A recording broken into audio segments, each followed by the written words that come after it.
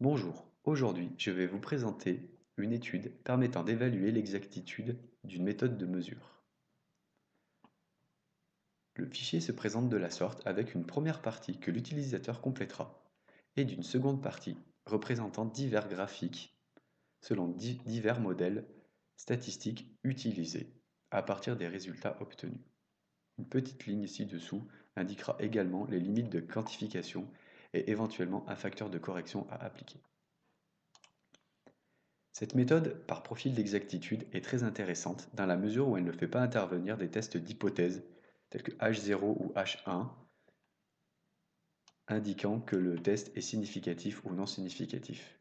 Elle permet simplement sur un domaine d'étude de représenter graphiquement la dispersion des résultats.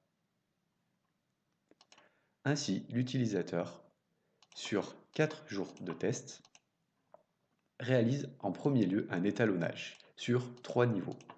Pour chaque niveau, il passera 2 fois l'étalon et obtiendra 2 réponses. Par la suite de l'étalonnage, il passera le produit à analyser. Cette fois-ci, il le passera sur 3 niveaux, mais le passera 4 fois, sous condition de répétabilité. Une fois les 4 jours réalisés, il obtiendra alors divers graphiques. Il n'oubliera pas de renseigner la valeur bêta, qui est la proportion désirée par l'utilisateur. Par exemple, ici, la proportion, qui est représentée en bleu, représente 99% des futurs résultats. L'utilisateur peut également mettre 90%, ce qui réduira considérablement l'intervalle bleu. Mais restons sur 99%.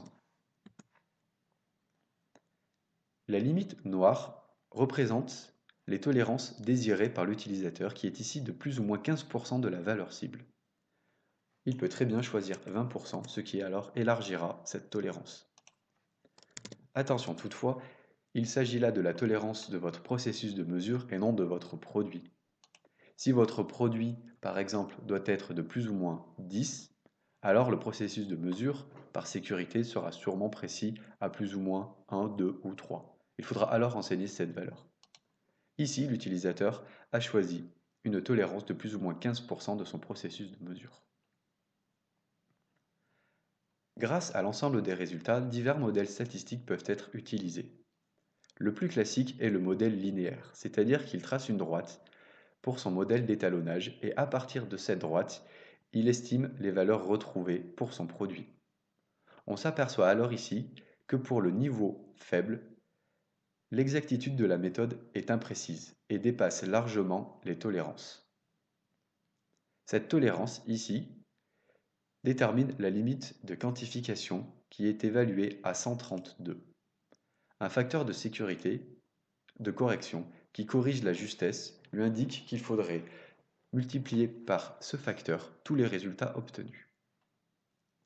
Le modèle quadratique est une courbe qui passera au mieux au plus près des points obtenus lors de l'étalonnage. Ainsi, on s'aperçoit que l'exactitude de la méthode est grandement améliorée, puisque l'interaction ici entre la courbe bleue et la courbe noire se passe à 37, ce qui définit la limite de quantification. La fonction logarithmique est également acceptable. Dans le graphique racine carrée, le modèle est linéaire, mais nous avons modifié les résultats obtenus par la racine carrée. De ce fait, les résultats sont beaucoup plus précis et l'ensemble de la méthode est acceptable. Il est aussi possible de pondérer les résultats, soit par 1 sur x, c'est-à-dire 1 sur la concentration, soit par 1 sur la concentration au carré, ou alors par la variance. On remarque alors 3 graphiques assez similaires. Mais on retiendra dans tous les cas que la racine carrée est le meilleur modèle et donc celui à retenir pour les futurs essais.